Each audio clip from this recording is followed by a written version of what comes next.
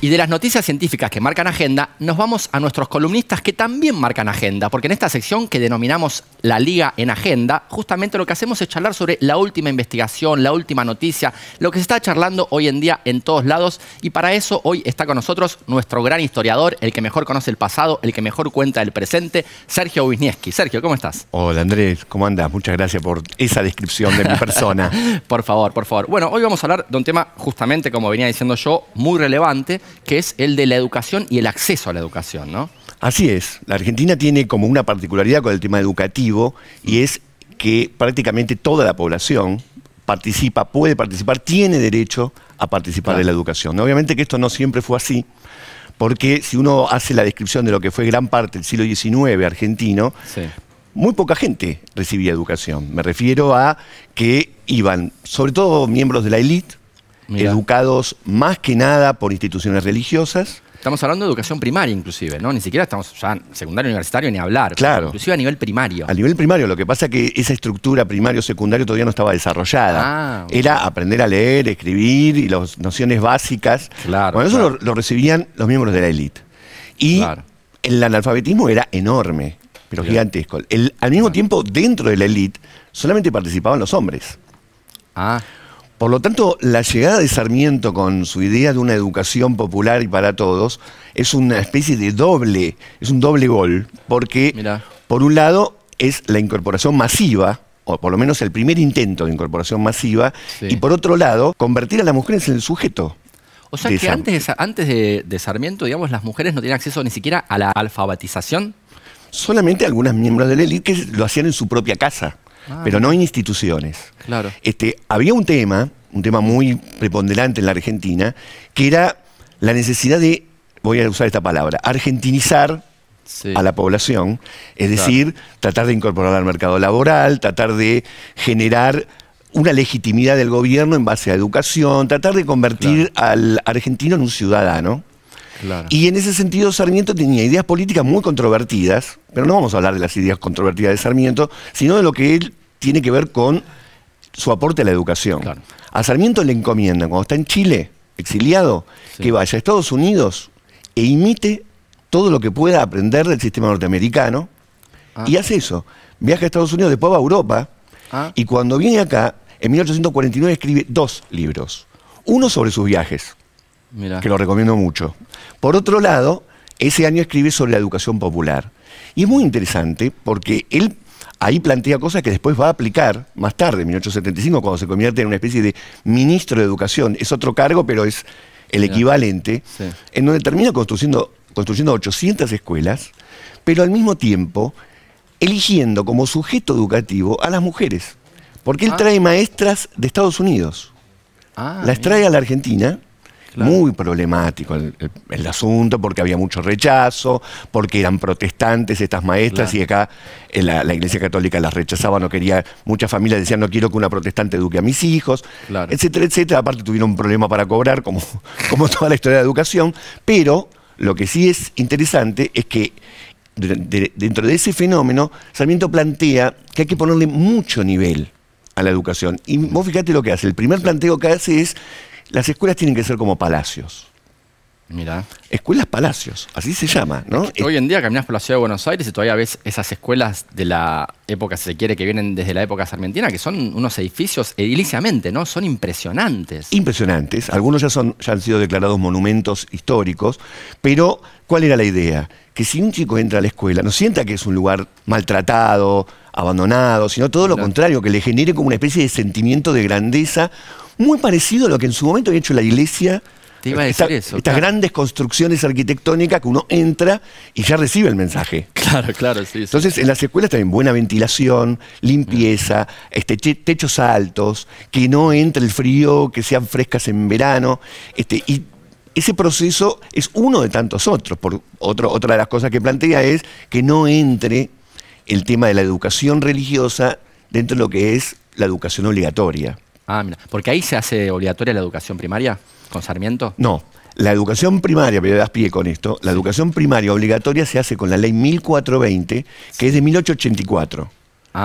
Esa ley es durante el gobierno de Roca. Esa ley es una de las principales leyes de la historia argentina. Claro. Y lo digo porque le abre la puerta justamente a decir que el Estado tiene la obligación de garantizar la educación pública para todos, claro, sin excepción, sus habitantes, hombres o mujeres. Claro. Y por lo tanto, y tiene una cosa más, además de obligatoria, tiene que ser laica. Claro, esto le valió a Roca, los comulgaron de la Iglesia Católica. Ah, mira. Fue muy peliaguda la situación, claro, pero al mismo tiempo planteó que en todos los lugares donde el Estado Nacional pudiera tener jurisdicción, tenía que abrir escuelas. Ahora, ¿cuál era el problema?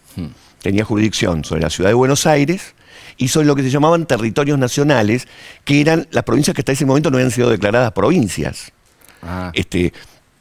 Por ejemplo, en el sur había muchas que no habían sido todavía declaradas provincias, etc. Entonces, en esos lugares sí podía poner escuelas el gobierno nacional, pero no las podía poner en provincias que tenían autonomía, federalismo, etc. Por eso es que poco después de la ley 1420 sale como una especie de refuerzo, que es la llamada ley Laínez. Mirá, en homenaje a que el impulsor se llamaba Manuel Laínez, que era un periodista, pero sobre todo era un senador, que impulsó esta ley, era el sobrino de Miguel Cané, el autor de Juvenilia. Claro, claro. Y lo que hacía la ley Laínez es decir, bueno, el Estado Nacional también puede poner escuelas en las provincias. Ah, y hasta ese momento no tenía no tenía la facultad de poner, o sea, tenía que hacer ¿qué el Estado Nacional? ¿Sí? No, se tenía que abstener, porque eso quedaba bajo responsabilidad de la órbita solamente provincial. La ley Laínez lo que establece es, a las escuelas provinciales le agregamos escuelas nacionales. Ah, para intentar hacer que el acceso sea universal. Porque me imagino que en lo formal había obligatoriedad, pero en la práctica no todo el mundo tenía acceso a una educación ni siquiera primaria, ¿no? No, por supuesto. Según el censo de esa época, estamos hablando de ya 1905, ¿no? 1904 se hizo la ley Laínez. Claro. Entonces, en ese momento estaba cerca del 50%, o sea, el nivel de analfabetismo. Claro, 20 años después de que la educación primaria se declara obligatoria, todavía había 50% de analfabetismo. Claro, pero partíamos de un 20% de alfabetización, o sea, un 80% de analfabetismo que progresivamente va avanzando, porque allí había otro problema candente, para contextualizarlo, digo. Habían llegado miles, cientos de miles de inmigrantes, en su mayoría hablaban sus propios idiomas, tenían sus propias tradiciones, sus propias culturas. Y mucha gente en la Argentina se sintió amenazado de que la argentinidad se disgregue. Claro. De hecho, había festividades de los italianos, por ejemplo, que eran más fuertes que las festividades propiamente criollas. Claro. Por lo tanto, ahí hay un esfuerzo del Estado Nacional, no solamente por el amor a la educación, que lo había, sino también porque había un interés político en argentinizar a la ciudadanía para que, entre otras cosas, no haya problemas políticos, que ya había bastantes, y sobre todo tratar de separar a esos padres que habían venido con sus hijos. A esos padres un poco ya dijeron, bueno, estos ya no son educables, pero por lo menos incorporemos a los hijos.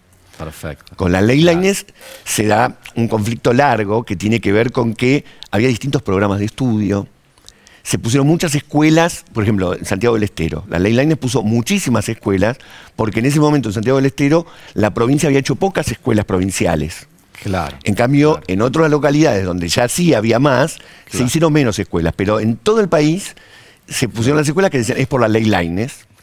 Pero había diferencias en los programas, había diferencias en el tipo de docentes que se contrataban.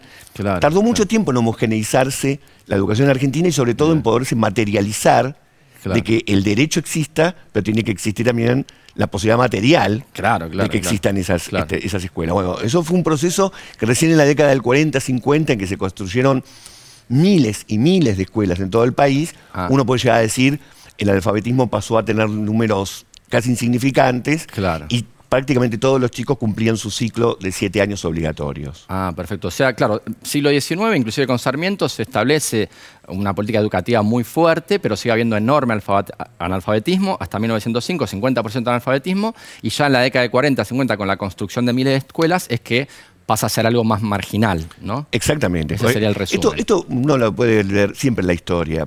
Nace un derecho, se aprueba, la legislación lo aprueba, pero después la materialización puede pasar décadas.